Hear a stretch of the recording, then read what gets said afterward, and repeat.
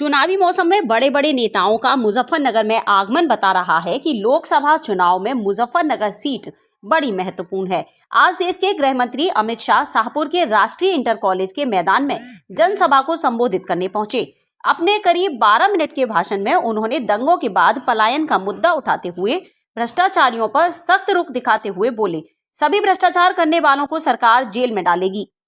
साथ ही कश्मीर से धारा 370 हो या आतंकवाद का मुद्दा या हो गन्ने का मूल्य, इन मुद्दों पर चर्चा करते हुए विपक्ष पर किया जमकर हमला।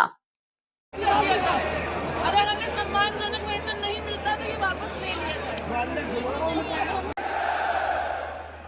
क्यों भाई, क्या हो गया झारखंड वालों की आवाज को? मोदी जी को तीसरी बार प्रधानमंत्री बनाना है या नहीं बनाना है? 400 पार करनी है नहीं करनी है? 14 की 14 सीटों पर सपा का सुपड़ा साफ करना है या नहीं करना है? तो ऐसी आवाज नहीं चलेगी। आवाज मेरी बैठ गई है, आपकी कहां बैठी है? मेरे साथ दोनों हाथ उठाइए, सभी लोग अंतर उठाए हाथ, विजय के विश्वास की मुट्ठी पीछे और प्रचंड आवाज से बोलिए, भारत माता की,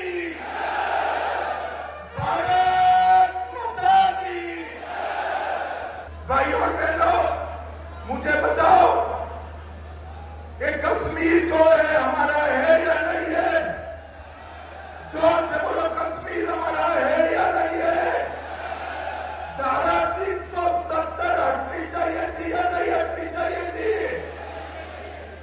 एक कांग्रेस वाले 50 साल से धारा 370 को संभाल कर बैठे थे। मोदी जी ने दूसरी बार जब आपने प्रधानमंत्री बनाया, धारा 370 को समाप्त कर कश्मीर को भारत के साथ जोड़ने का काम किया।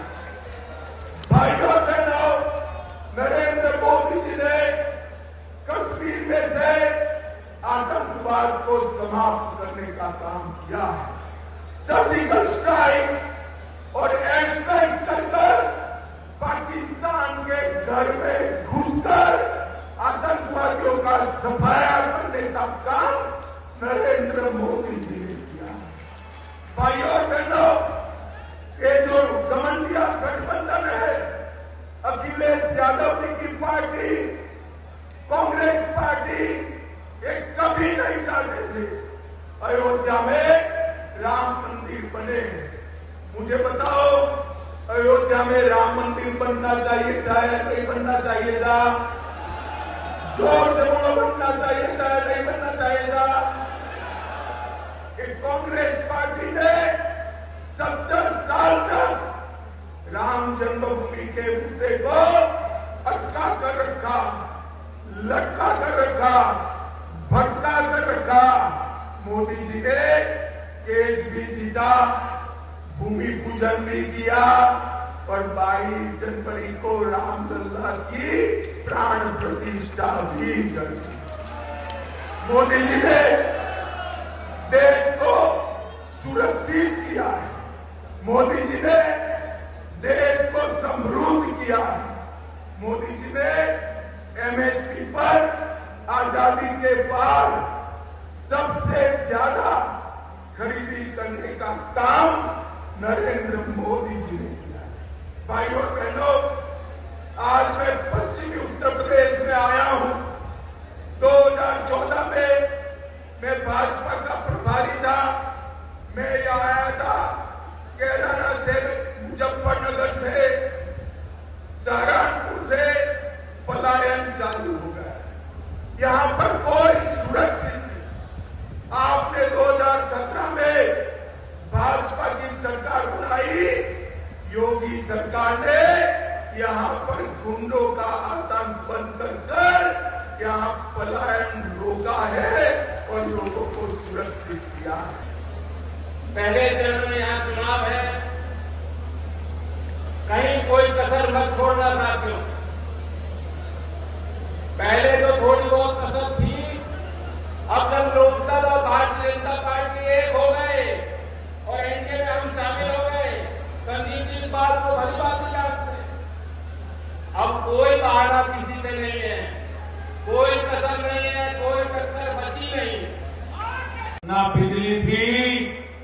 सड़क थी ना पानी था, और कानून व्यवस्था का ऐसी हालत थी कि रात के अंधेरे में बहन बेटी तो छोड़ दो, कोई वैसे भी निकलने के लिए तैयार नहीं था। रास्ता बताने वाला यहाँ कोई नहीं था।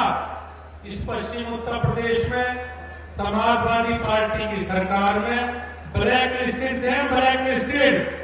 और बहुत से लोगों को याद नहीं होगा, मुजफ्फरनगर से शामली रोड के गड्ढे भरवाने के लिए जयंत चौधरी ने पैदल यात्रा की थी। याद है भाई साहब? क्या याद है? और वो हाईवे कैसा है, कैसी सड़क है ना? ऐसी तो दिल्ली में जैसी सड़क हुआ है। गलत कह रहा हूं तो बताओ, है ऐसी सड़क नहीं जैसी सड़क हुआ है जिस पर पद यात्रा करनी पड़ी हो। गांव में 18 घंटे बिजली, शहर में 24 घंटे बिजली, नए नेशनल हाईवे, रेलवे, कायाकल्प हो गया इस मुजफ्फरनगर का। सब कुछ बदल गया मुजफ्फरनगर का भारतीय जनता पार्टी सरकार में, आदरणीय मोदी जी के नेतृत्व में। और मुझे आज भी वो दिन याद है जब आदरणीय अमित शाह जी देश के गृह मंत्री के रूप में जम्मू कश्मीर से 370 धारा हटाने का बिल जिस दिन संसद में पेश किया, मेरे पिताजी का फोन आया कि बेटा आज तेरा सांसद बनना सफल हो गया, आज तेरी भी वोटिंग जरूरत हटाना पड़ेगी, तेरा सांसद बनना सफल हो गया। ऐसे लौह पुरुष आदरणीय अमित शाह जी आज हमारे बीच में है। मैं उनका हार्दिक अभिनंदन करता हूं। अपने गांव, अपने ग्वांड की समस्त जनता की तरफ से उनका अभिनंदन करता हूं, स्वागत करता हूं।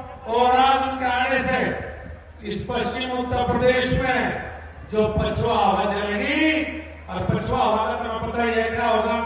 पछुआ हवा फसल के लिए बहुत बढ़िया हो, किसान के लिए भी बहुत बढ़िया हो। पछुआ हवा चलेगी, कीड़े मकोड़े मर जाएंगे, और पूरब में जाते जाते यह पछुआ हवा क्रांति के रूप में हो जाएगी। और उत्तर प्रदेश की 80 की 80 सीटें आदरणीय नरेंद्र मोदी की झोली में डालने का हम काम करेंगे। आप सबका बहुत बहुत स्वागत।